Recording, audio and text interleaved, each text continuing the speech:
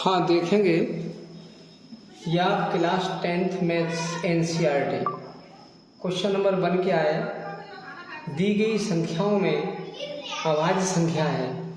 तो अभाज्य संख्या क्या होती है? वे संख्याएं जो स्वयं के अलावा किसी से विभाजित नहीं होती हैं, वो अभाज्य होती हैं। तो सबसे छोटी अभाज्य संख्या 2 होती है। ये केवल अपने स्वयं से ही विभाजित होगी और किसी से ये विभाजित नहीं होगी। ये आपकी भाज्य हो गई। ये न भाज्य न अभाज्य न कुछ नहीं है। सबसे छोटी अभाज्य संख्या 2 होती है। तो ये अभाज्य संख्या है हमारी, ये वो किसी से नहीं विभाजित हो रही है, स्वयं से हो रही है। अब देखेंगे किसी परिमेय संख्या के समतुल्य परिमेय संख्याएं क्या होती हैं। तो अनंत होती हैं, बहुत समतुल्य माने उसके बराबर, उसके समान बहुत। जैसे मान लीजिए आपकी 4/5 है, तो अगर हम इसका ट्वाइस कर दें तो 8 और इसका भी ट्वाइस कर दें तो 10, इसका ट्वाइस कर दें तो 16 और इसका ट्वाइस कर दें तो 20। ये सब समतुल्य संख्याएं समतुल्य होती हैं, इसके समान। अगर इसे काट दो इसको किसी से तो इतना ही आ जाएगा। तो समतुल्य संख्याएं अनंत होती हैं, किसी संख्या के समतुल्य माने उसके समान अनंत होती हैं। ये अनंत, ये हमारा ये 2 है। बहुपद x² + 7x + 10 इसके शून्यक होंगे। शून्यक माने होते हैं इसके x के मान प्राप्त कर लेते हैं। तो x के जो मान प्राप्त होंगे इसको हल करने के बाद, वही ये शून्यक इनमें से कोई एक खंड सही होगा। जैसे मान के चलिए x² - 7x + 10 लिखा है, इक्वल 0 मानो तो मान लो, कोई बात नहीं। इसके हम गुणनखंड करेंगे। 10 की ऐसे फैक्टर कीजिए सो ऐड होकर के जुड़ करके 7 आ जाए, तो 5 दूनी 10 होते हैं। 10 के फैक्टर करेंगे अभाज्य गुणनखंड, तो 2 पंजे 10। तो इसको जोड़ देंगे, ऐड कर देंगे तो 7 आ जाएंगे। तो हमारा हो गया x² - 7 की जगह ये लिख देंगे 2 + 5 लिख दो या 5 + 2, 2 + 5 लिख दो इंटू x + 10। अब इसे और ठीक करेंगे, x² माइनस के 2x माइनस 5x + 10। माइनस का अंदर मल्टीप्लाई कर दिया जाता है। इस माइनस का अंदर मल्टीप्लाई कर देंगे, x का पीछे से मल्टीप्लाई कर देंगे। ये हो गया, x कॉमन ले लेंगे तो हमारा x - 2 हो जाएगा। -5 कॉमन ले लेंगे तो ये भी x - 2 हो जाएगा। क्या 5 का भाग 2 में जाएगा, 5 दूनी 10। अब x - 2 निकाल लेंगे तो ये कम बचेगा, x - 5। शून्य ज्ञात करने के लिए इन्हें 0 0 कर देते हैं। यदि ये 0, क्योंकि शून्य का मतलब क्या है, x का वो मान जो इस समीकरण में रख दें तो उसको शून्य कर देगा। तो यदि ये इक्वल 0, यदि x - 2 इक्वल 0 तो x बराबर 2 हो गया। एक और करेंगे ये वाली बात, यदि x - 5 इक्वल 0 तो x का मान निकालेंगे तो उधर ले जाएंगे 5। इसलिए हमारे शून्य हो गए 2, 5। x का मान 2 है और 5 है। तो आपका ये द्विघात समीकरण है, तो 2 ही शून्य निकलेंगे, 1 2। तो अतः शून्यक हमारे हो गए शून्यक। एक x का मान हम ये वाला लिख देंगे और एक x का मान ये लिख देंगे। तो 2, 5 तो आपका ये वह विकल्प सही है। तो ऐसे ही शून्य ज्ञात कर लेते हैं। अब और देखते हैं हम आगे। अब देखेंगे इसका हल। ये क्वेश्चन नंबर 4 है। समीकरण 3x + 2y = 6 तथा y = 0 इसका हल है। देखो y का मान तो 0 है, तो आपका एक तो y का मान ये जहाँ रहा 0, या तो ये हो सकता है, एक y का मान ये रहा 0, x का मान y का मान x का मान y का मान x का मान y का मान x का मान y का मान x का मान y का मान x का मान y का मान x का मान y का मान। तो एक तो y का मान 0 है, तो ये y का मान एक तो ये 0 या ये 0 है, तो इनमें से कोई एक सही होगा। तो ये आपका ये दोनों गलत हो जाएंगे। अब हम इसे कैसे हल करेंगे? y का मान 0 हम इस जगह रख देंगे। आपका हल में कैसे करेंगे हल? एक तो आपका ये दिया है क्या, 3x + 2y = 6 दिया है, एक दिया है y का मान 0, तो ये y का मान 0 यहाँ रख दिया जाएगा इस जगह। तो हो जाएगा 3x + 2 × 0 = 6। तो ये 0 हो गया, 3x ये बचा इक्वल 6 और x का मान निकालेंगे तो 6 में ये मल्टीप्लाई हो रहा है तो 3 का डिवाइडेशन हो जाएगा। कितना आ गया 2। अतः इसका हल क्या हो गया, इसका हल होगा, हल देखो क्या है, ये रहा x का मान हमारा 2 निकला और y का मान 0 है, ये पहले ही दिया है y का मान 0, तो 2,0 हमारा हो गया 2,0 देखेंगे, ये रहा हमारा 2,0, ये हमारा आंसर सही है। हल ऐसे ही निकालते हैं क्योंकि y का मान 0 दिया है, ये y का मान 0 इस जगह रख देंगे तो 0 का यहाँ मल्टीप्लाई हो जाएगा, ये ख़त्म हो जाएगा। 3x = 6 और x की वैल्यू निकालेंगे तो 3 का मल्टीप्लाई हो रहा है तो ये डिवाइडेशन में चला जाएगा, 2 हो जाएगा। तो इसका हल हो जाएगा, पहले x का मान लिखेंगे 2, फिर ये y का मान 0 बाद में लिख दिया जाएगा। अब अगला देखते हैं। अब इसे देखेंगे, क्वेश्चन नंबर 5 है, बिंदु 5,9 की बाई अक्ष से दूरी इसमें से देख के बताइए। बहुत इंपॉर्टेंट क्वेश्चन है, ये काफ़ी बोर्ड परीक्षा में पूछा गया है। तो इसका हल कैसे करते हैं हल, पहले हम आपको अक्ष बताते हैं। ये वाले ये होता है x डैश, ये बाई अक्ष है y डैश, x अक्ष और y अक्ष है, 2 अक्ष है हमारे। ये मूल बिंदु होता है 0 0, यहाँ x का मान 0 y का मान 0 होता है।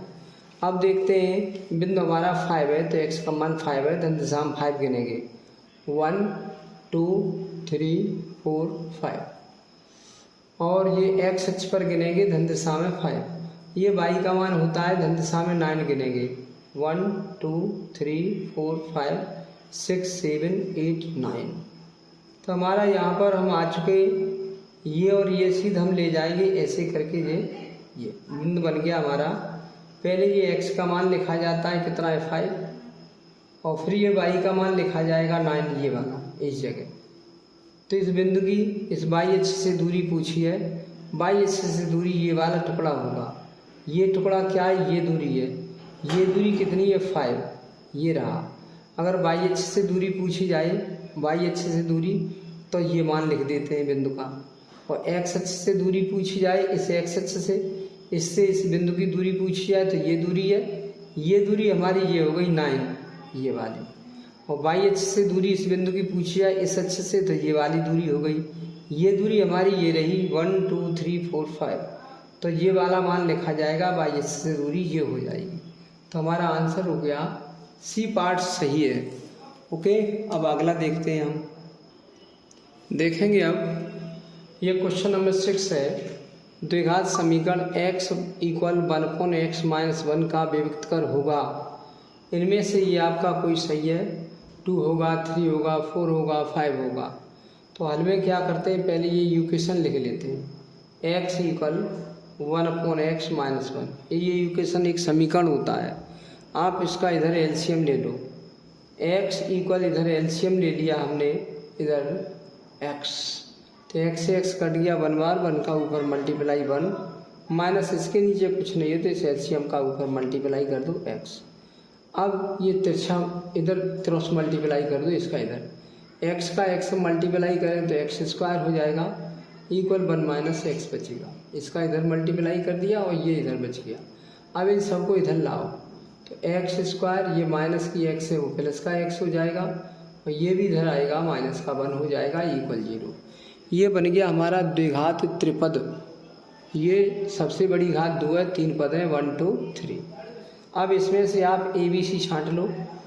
ये x² का जो गुणांक होता है यहाँ पर 1, तो a का मान हो गया हमारा 1, और x का गुणांक यहाँ 1 है तो b का मान भी 1 हो गया, और ये बचा वो c हो गया -1। ये अब विविक्त कर होता है हमारा, विविक्त कर होता है, ये विविक्त कर होता है b² - 4ac। b की वैल्यू यहाँ से ढूंढ के लिख दो 1, उसका स्क्वायर -4 इंटू a की वैल्यू यहाँ से ढूंढ लो 1, और इंटू c की वैल्यू यहाँ से ढूंढ लो -1। ये सही कर लो, 1 का स्क्वायर 1 होता है, माइनस प्लस हो जाएगा 4। इन दोनों को ऐड कर देंगे, कितना आ जाएगा 5। तो ये विविक्त कर का मान हमारा 5 आ गया। ये पार्ट हमारा राइट है ऐसे। और देखेंगे अगला क्वेश्चन, देखेंगे आप समीकरण 3x² माइनस के 2x प्लस 1/3 इक्वल 0 इसका विविक्त कर है। तो सबसे पहले ये दिया हुआ समीकरण आप लिख लो, इनमें से कोई होगा आंसर ABCD। तो पहले आप समीकरण लिख देंगे 3x² माइनस के 2x प्लस 1/3 इक्वल 0। तो ये अपॉन में जो 3 दिखाई दे रहा है, पहले इसका एलसीएम ले लो। एलसीएम ने ले लिया 3, तो इसके नीचे कुछ नहीं हो तो एलसीएम का ऊपर मल्टीप्लाई कर दो, 9x² हो गया, माइनस इसके भी नीचे कुछ नहीं है तो इसका मल्टीप्लाई ऊपर कर दो, 6x हो गया, प्लस इससे ये कैंसिल हो गया, 1 बार 1 का ऊपर मल्टीप्लाई 1 इक्वल 0। तो अब हम क्या करेंगे, इसके नीचे 1 मान लेंगे, 1 का मल्टीप्लाई इसमें कर देंगे, 3 का मल्टीप्लाई इसमें कर देंगे, 1 का मल्टीप्लाई इसमें कर दो और 3 का इसमें कर दो। तो 1 का इसमें करेंगे, आपका आ जाएगा 9x² माइनस के 6x प्लस 1 इक्वल, ये 3 का 0 में मल्टीप्लाई कर देंगे तो 0 हो जाएगा। इसमें से आप ABC छांट लो, किससे तुलना की जाती है, ax² plus bx plus c equal 0 से तुलना कर देते हैं, इससे तुलना कर दे रहे हैं तुलना। तो a का मान हमारा 9 आ गया, क्योंकि x² के a का मान 9 आ गया, और b का मान x इक्वल x, तो b का मान -6 आ गया, और c का मान 1 आ गया, क्योंकि ये हमारे चिन्ह प्लस है, c इक्वल 1, c इक्वल 1 आ गया। अब हम विविक्त कर लिखते हैं, विविक्त कर क्या होता है, तब विविक्त कर होता है b² माइनस 4ac, b की वैल्यू ढूंढ लो -6, उसका स्क्वायर -4 इंटू a की वैल्यू ढूंढेंगे 9 और c की वैल्यू ढूंढेंगे 1, इतना आ गया। अब माइनस का स्क्वायर तो प्लस होता है और 6 का स्क्वायर 36, माइनस 4 का मल्टीप्लाई 9 में 36, उसका 1 में 36, इससे ये कैंसिल हो गया, तो विविक्त कर कितना आ गया, 0। ये विविक्त कर हमारा 0 आ चुका है। अब ये 0 हम देखेंगे कहाँ पर है, ये हमारा 3 2 1 0, तो आपका डी पार्ट सही है। अब अगला क्वेश्चन देखेंगे अब अगला, ये क्वेश्चन नंबर 8 है। यदि द्विघात समीकरण ax² plus bx plus c equal 0 हो के मूल समान है, तो c का मान है, ये मूल समान है तो c का मान है, a part b part c part d part. अब इसको हम हल करेंगे, ये समीकरण पहले लिख लो। आपका समीकरण क्या है, समीकरण लिखा है ax² plus bx plus c equal 0, तो इसका हमें विविक्त कर क्या होता है, b² माइनस 4ac। अब यदि मूल समान है तो विविक्त कर 0 होता है। ये सूत्र होता है कि दिया क्या है, दिया है कि मूल समान है, सूत्र होता है मूल समान है तो विविक्त कर इक्वल 0, विविक्त कर इक्वल 0। विविक्त कर हमारा होता है, याद कर लो, b² माइनस 4ac इक्वल 0। अब आप c का मान जब निकालेंगे, c वाला पद यहीं छोड़ दो, माइनस के 4ac इक्वल इस b² को उधर ले जाएंगे, ये माइनस से माइनस कैंसिल हो जाएगा, यहाँ से हम c की वैल्यू निकालेंगे तो इस b² में डिवाइडेशन कर दिया जाएगा, 4a का नीचे डिवाइडेशन कर देंगे, यही हमारा आंसर हो गया। c का मान b²/4a हो गया, तो आपका ये सही है, b²/4a, b²/a गलत, a²/b गलत, a²/4 भी गलत, तो आपका डी पार्ट सही है, ये c का मान हो गया। ओके, अब हम अगला क्वेश्चन देखते हैं। हाँ, ये क्वेश्चन देखेंगे, क्वेश्चन नंबर 9, प्रथम 10 विषम प्राकृत संख्याओं का योग है 200, 100, 450। तो क्या है, पहले विषम प्राकृत संख्याएं देख लो। प्रथम विषम प्राकृत संख्याएं क्या है, सो भी विषम, प्रथम विषम प्राकृत संख्या है। 1 है, 3 है, 5 है, 7, ये चलता चला जा रहा है। कितने तक? 10 पदों तक। 10 पदों तक योग पूछा है, ये निकालना। इसमें छांट लो, समांतर श्रेणी बन गई। पहले पद का मान तो 1 हो गया, सार्वंतर निकालेंगे। इससे ये घटा दो या इससे ये घटा दो या इससे ये घटा दो, इससे ये घटाओ या इससे ये घटाओ या इससे ये घटाओ। इससे ये घटाएंगे 3 से 1 तो हमारा 2 आ जाएगा। अब n का मान जो 10 है, 10 पदों तक, n इक्वल आ गया 10। लगाएंगे AP का SN, AP का SN equal n/2 कोष्टक 2a plus n minus 1 into D. अब यहाँ मान रख दो, n की जगह 10 पदों तक पूछा है, ये लिखा है 10 विषम प्राकृत संख्याओं का योग। n इक्वल 10 है तो 10 यहाँ लिख देंगे, ये 10/2 लिख देंगे।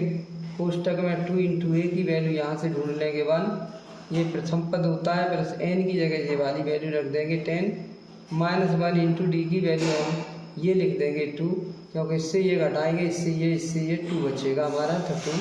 अब इसे सरल करेंगे, 2 से ये डिवाइडेशन कर देंगे 5 और पहले 2 का मल्टीप्लाई कर देंगे 2, प्लस इसे ये सब्ट्रैक्शन कर देंगे या 9 इंटू ये 2 हो गया। फिर इसका इसे मल्टीप्लाई करेंगे 5 कोष्टक 2 प्लस पहले इसका इसे मल्टीप्लाई कर लिया 18 और 18 को इसमें ऐड कर दिया तो 5 इंटू इसे 8 कर दिया 20 का इसे मल्टीप्लाई कर दिया 100। तो देखते हैं 100 कहाँ पे लिखा है आपका, 100 ये लिखा है बी पार्ट, तो ये आपका आंसर आ गया। वीडियो को रोक करके आप लिख लो और इसे देख लो, अच्छे क्वेश्चन है, इंपॉर्टेंट क्वेश्चन है। ओके, देखेंगे 2 बिंदु 2,3 और 4,1 के बीच की दूरी है। ये a equal to, b equal to √3, c equal to √2, d equal 3।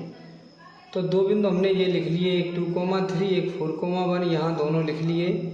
इनके बीच की दूरी हमें ज्ञात करनी है, तो सूत्र होता है 2 बिंदुओं के बीच की दूरी का √x2 - x1 का whole square plus y2 - y1 का होल स्क्वायर। ये बिंदु x1 y1 डाल दिया, ये बिंदु x2 y2 डाल दिया।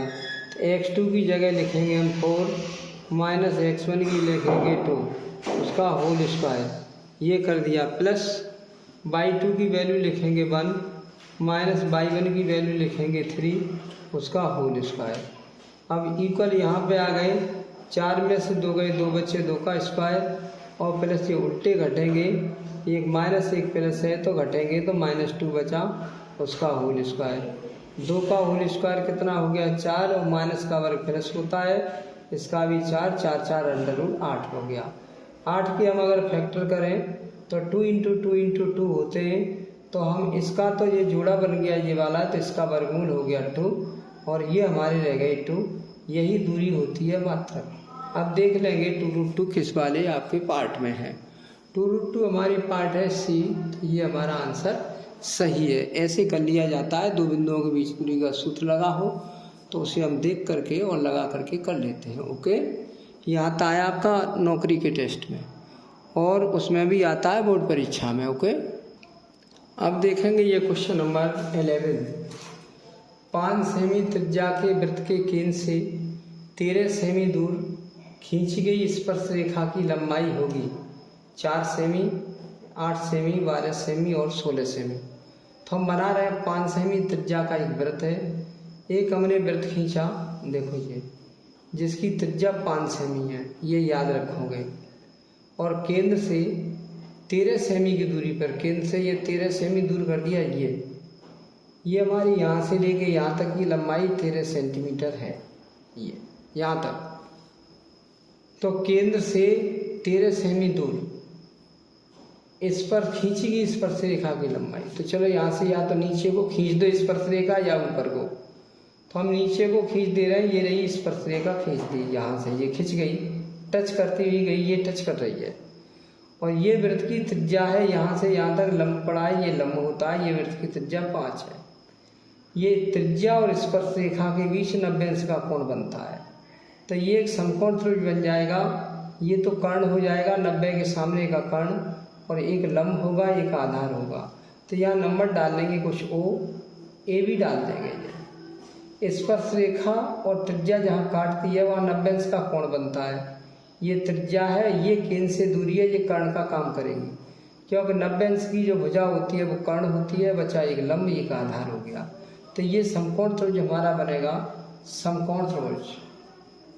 समकोण त्रिभुज ओ ए बी में क्या करते हैं, जो कर्ण है उसका वर्ग बराबर ओ बी का वर्ग इक्वल ओ ए का वर्ग प्लस ए बी का वर्ग, ओ ए का वर्ग प्लस ए बी का वर्ग, ये हो गया।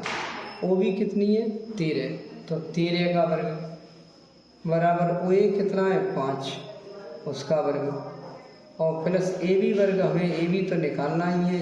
ये स्पर्श रेखा की लंबाई, ये स्पर्श रेखा होती है, टच करती हुई जा रही है, स्पर्श रेखा है ये। अब देखो क्या करते हैं, 13 का वर्ग कर देंगे 169 होता है और 5 का वर्ग 25 होता है, और ये ए बी का वर्ग हो गया यहाँ पर, और ये 25 इधर लेके आएंगे 169 से, इधर लेके आएंगे 25, सब्ट्रैक्शन हो जाएगा, उधर ए बी का स्क्वायर रह जाएगा। इससे ये सब्ट्रैक्शन कर देंगे तो 144 हो जाएंगे ए बी का स्क्वायर। यहाँ से हम जैसे ही स्क्वायर हटाएंगे तो इस पर रूट लगा देंगे, रूट लगा दिया 144, तो यहाँ पे आ गया ए बी का स्क्वायर, और जैसे ही अब स्क्वायर नहीं रहा, स्क्वायर कैंसिल हो गया तो रूट लग गया, इसका रूट लेंगे तो 12 होता है 12, ये ए बी हो गया। तो आपको स्पर्श रेखा की लंबाई कितनी निकली ए बी की 12, तो आपका ये आंसर हमारा सही है। स्पर्श रेखा की लंबाई 12 हो गई, ये टच करती हुई जा रही है, ये स्पर्श रेखा है। केंद्र से जो दूरी होती है वो कर्ण का काम करती है, ये लंब का काम करती है, तो कर्ण का वर्ग बराबर लंब का वर्ग प्लस आधार का वर्ग, ये कर दिया, ऐसे निकाला जाता है। अगला क्वेश्चन देखते हैं, देखेंगे क्वेश्चन 12। एक वृत्त को 2 बिंदुओं पर प्रक्षेपण करने वाली रेखा होती है, जीवा, स्पर्श रेखा, छेदक रेखा, व्यास। तो कोई हमारा एक वृत्त है, उसको 2 बिंदुओं को ये प्रक्षेपण करने वाली ये रेखा, ये रही रेखा, एक बिंदु वृत्त पर ये है, एक ये है, इसको ये रेखा, ये छेदक रेखा कहलाती है, ये होती है छेदक रेखा, ये रही। ये 2 बिंदुओं पर प्रक्षेपण करने वाली रेखा को छेदक रेखा कहते हैं। ये व्यास हमारा होता है, यहाँ केंद्र से होके जाए वो व्यास हो गया। स्पर्श रेखा होती है, वृत्त को टच करती हुई जाए वो स्पर्श रेखा हो गई। जीवा हमारी ये होती है, वृत्त के जो अंदर है, ये जीवा हो गई। स्पर्श रेखा क्या होती है, वृत्त को टच करती हुई जाए, ये स्पर्श रेखा हो गई। छेदक रेखा जो वृत्त को छेदती हुई चली जाए वो छेदक रेखा हो गई। व्यास क्या होता है, केंद्र से होकर के जाने वाली जो जीवा होती है, ये व्यास हो गई। ये केंद्र से जाती है, ये इतना व्यास हो गया, ये जीवा हो गई, ये स्पर्श रेखा हो गई, ये छेदक रेखा हो गई। ये समझ लीजिए आप, तो आपका ये छेदक रेखा सही है। वृत्त को 2 बिंदुओं पर छेदती हुई चली जाए वो छेदक रेखा होती है। अगला क्वेश्चन देखते हैं। अब देखेंगे ये क्वेश्चन नंबर 13। एक वृत्त पर स्पर्श रेखाएं खींची जा सकती हैं, 1 या 2 या अनंत या कोई नहीं। अच्छा इंपॉर्टेंट क्वेश्चन है। ये हमारा वृत्त है, इस पर स्पर्श रेखाएं देखो खींचेंगे। हमने अगर ये बिंदु मान लिया तो एक स्पर्श रेखा हो गई, यहाँ मान लिया तो एक स्पर्श रेखा हो गई, ये मान लिया तो स्पर्श रेखा हो गई, यहाँ बिंदु माना तो ये स्पर्श रेखा हो गई। ये बिंदु को टच करता हुआ जाए स्पर्श रेखा, इसको टच करती हुई जाए स्पर्श रेखा, यहाँ बिंदु मान लिया ये हो गई, यहाँ कोई बिंदु मान लिया स्पर्श टच करती हुई रेखा खींचे, ये हो गई, यहाँ मान लिया ये हो गई। अब यहाँ पर काफ़ी बिंदु हो सकते हैं अनंत, यहाँ मान लिया ये हो गई, यहाँ मान लिया ये, तो हमारा क्या होगा, किसी वृत्त पर अनंत स्पर्श रेखाएं खींची जा सकती हैं। आपका सी आंसर हो गया है। अब हम अगला क्वेश्चन देखते हैं। इस प्रश्न को आप देखेंगे, क्वेश्चन नंबर है 14। दिए गए चित्र में त्रिभुज ABC का परिमाप है। ये चित्र दिया है ABC, ये त्रिभुज है, उसके भीतर एक वृत्त बना है, इसका परिमाप है त्रिभुज का 30 सेमी, 60 सेमी, 45 सेमी, 15 सेमी। तो ये कैसे करेंगे, त्रिभुज का परिमाप क्या होता है, त्रिभुज का परिमाप तीनों भुजाओं को जोड़ दो, ये भुजा, ये भुजा, ये भुजा। लेकिन ये भुजा हमें पूरी नहीं मालूम है, इतनी मालूम है, लेकिन ये नहीं मालूम है। तो ये पूरी निकाल लो, ये पूरी भुजा।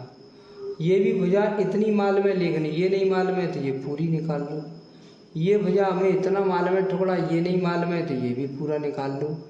तो त्रिभुज का परिमाप होता है ये भुजा प्लस ये भुजा प्लस ये भुजा जोड़ देते हैं, तीनों भुजाओं को जोड़ देते हैं, त्रिभुज का परिमाप हो जाएगा।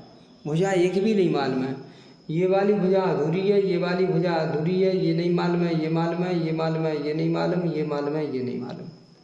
हम जानते हैं कि वृत्त के बाहर से कोई स्पर्श रेखा खींच दे, ये और ये, तो ये स्पर्श रेखाएं ये आपस में ये बराबर होती हैं। किसी वृत्त के बाहर बिंदु से स्पर्श रेखा खींचते इधर और इधर, तो ये वाली लंबाई ये लंबाई बराबर इस लंबाई की होगी।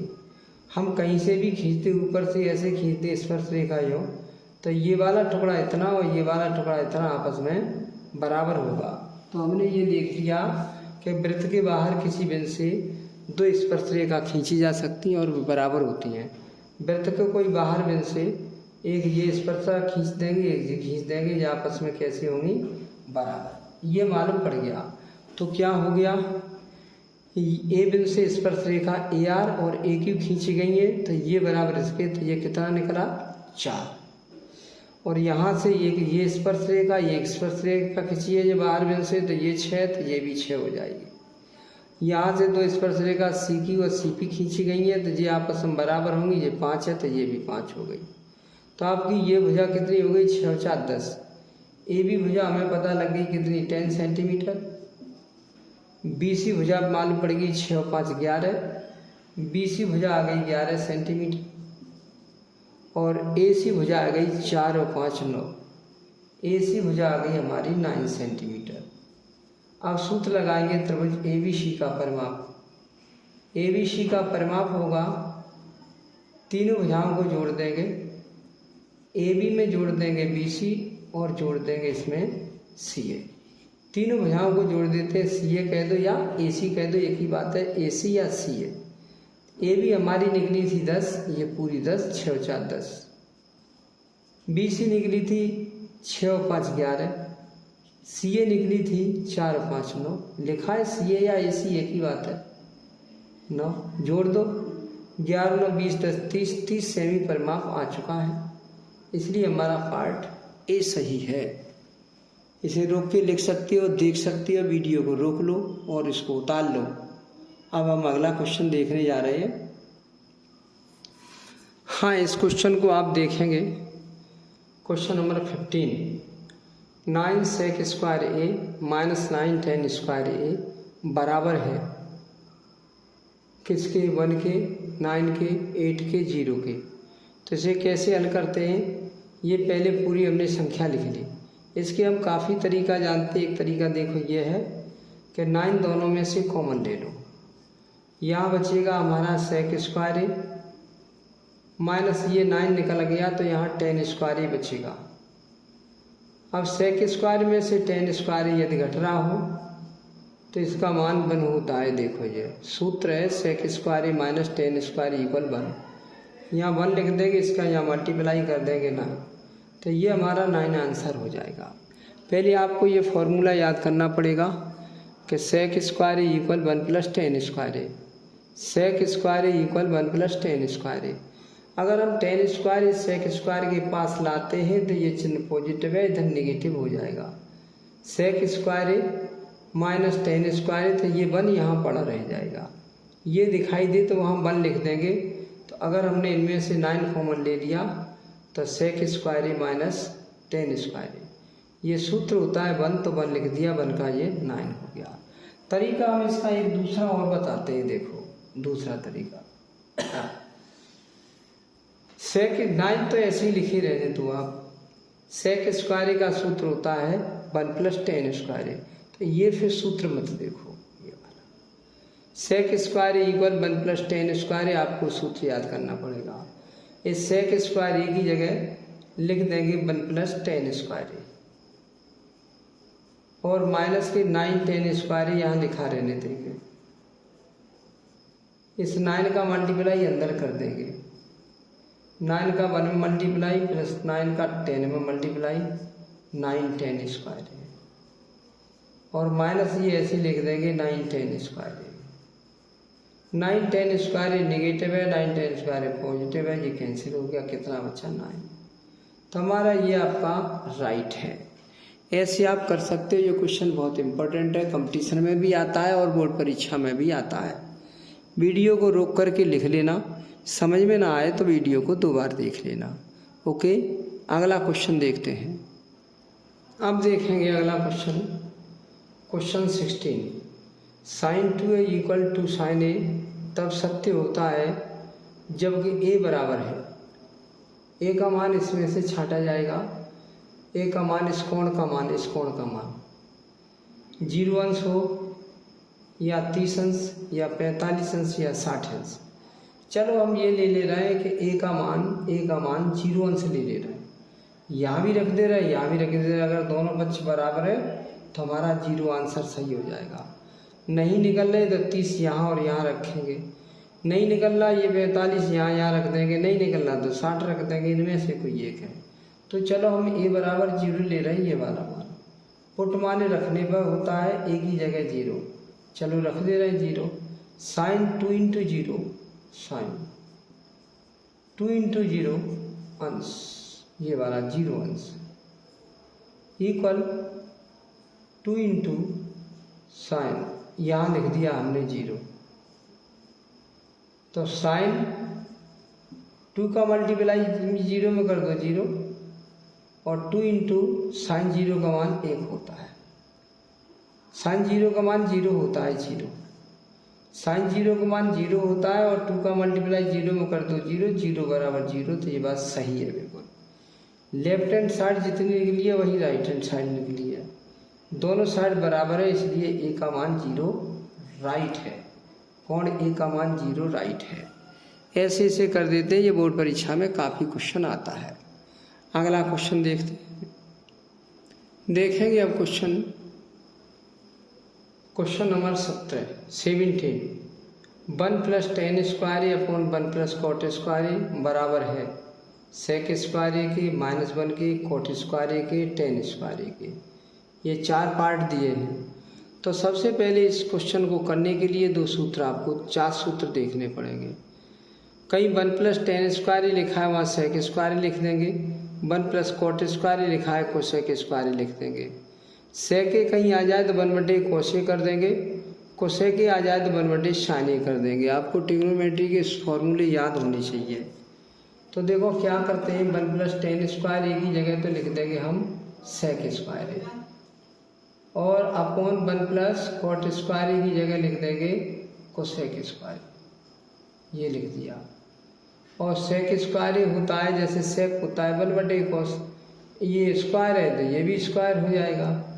तो सेक स्क्वायर की लेके लिख देंगे 1/, कोस स्क्वायर, और अपॉन नीचे कोसेक स्क्वायर, कोसेक होता है 1/, साइन, तो कोसेक स्क्वायर ही करेंगे तो 1/, साइन स्क्वायर हो जाएगा। तो 1/, साइन स्क्वायर हो गया। ये चौथी संख्या चली जाती ऊपर, पहली, दूसरी, तीसरी, चौथी। तो चौथी ऊपर चली जाएगी, दूसरी तीसरी के पास आ जाएगी। ऊपर हो जाएगा साइन स्क्वायर, अपॉन नीचे हो जाएगा कॉस स्क्वायर। साइन बटे कॉस हम जानते हैं 10 होता है, वर्ग चल रहा है तो 10 स्क्वायर हो जाएगा। ये फॉर्मूले होते हैं, फॉर्मूले याद कर लो। साइन बटे कॉस 10 होता है, स्क्वायर चल रहा है तो 10 स्क्वायर। ये हमारा आंसर आ गया डी पार्ट। फॉर्मूले इसके लिए आपको याद करने पड़ेंगे। अब अगला क्वेश्चन देखते हैं। देखेंगे अगला क्वेश्चन नंबर 18। साइन 45 का मान है तो ये होता है, सबको याद होना चाहिए, 1/√2। Question number 19। संख्या 156 के अभाज्य गुणनखंड है। तो 156 को काट के देख लो, यहाँ पे 156। पहले 2 से डिवाइड करेंगे, ये इतनी बार चला गया। 2 से फिर करेंगे, 3 से कट जाएगा। अब ये 13 से कट जाएगा। तो हमारा क्या बना, 2 into 2 into 3 into 13, 2 into 2 into 3 into 13। तो ये डबल सेम है, बिल्कुल सेम। तो 1 इसकी पावर 1 इसकी पावर, तो ये सेम दिखाई दे 1 1 2 बार, तो 2 पे पावर 1 और 1 2 लगा देंगे। 3 1 बार है और 13 भी 1 बार है। ये हमारा आ गया 2 का स्क्वायर इंटू 3 इंटू 13, तो ये आ गया 2 का स्क्वायर 3 इंटू 13। बी पार्ट सही है, तो इसे ऐसे काट देंगे फैक्टर, ये सेम 2 बार आ रहा है तो 2 पे पावर 2 लगा दो, 3 इंटू 13। ये हमारा आ गया सी पार्ट। बी पार्ट सही है। अब अगला क्वेश्चन देखेंगे 20। देखेंगे ये बोर्ड परीक्षा में आपके बहुविकल्पी 20 क्वेश्चन आते हैं, इनका OMR शीट में आपको आंसर देना पड़ता है। तो देखते हैं, लास्ट क्वेश्चन है हमारा बहुविकल्पी का। द्विघात बहुपद में शून्यकों की संख्या होती है। शून्य क्या होते हैं? इस समीकरण को हल करने पर x के जो मान प्राप्त होते हैं उन्हें शून्यक कहते हैं। यह आपका द्विघात समीकरण है, सबसे अधिक घात 2 लगी है, द्विघात समीकरण, तो इसके 2 ही शून्यक निकलेंगे। ये द्विघात समीकरण है, ऊपर 2 घात है सबसे ज़्यादा x की, इसके भी 2 ही मान निकलेंगे, और ये भी 2 घात है तो इसके भी 2 मान निकलेंगे। तो जो द्विघात समीकरण होता है जिसमें सबसे अधिक घात 2 होती है उसे द्विघात समीकरण कहते हैं। ये 2 इसमें भी, 2 इसमें भी, 2 इसमें भी, ये द्विघात समीकरण है। तो द्विघात समीकरण में केवल 2 शून्यक निकलते हैं। ये अगर त्रिघात होता ये तो 3 शून्यक हो जाते, ऐसे ये होते हैं। त्रिघात होता 3 होती, द्विघात होता तो 2 शून्यक निकलते हैं। शून्यक होते हैं क्या? शून्यक होते हैं कि जो इनको हल करने पर x के कितने मान आएंगे वही शून्यक कहलाते हैं। द्विघात समीकरण है तो 2 ही शून्यक आएंगे। तो द्विघात समीकरण में द्विघात बहुपद जो होता है उसमें शून्यकों की संख्या 2 होती है, क्योंकि x के मान 2 निकलते हैं। इनको आप अच्छी तरह देखते रहो, बोर्ड परीक्षा के लिए ये क्वेश्चन इम्पोर्टेंट है और आप इनको सीखते रहो। अगर कोई प्रॉब्लम है तो हमको बताएं, ओके। और चैनल को सब्सक्राइब कर लो और अपने मित्रों को शेयर कर दो।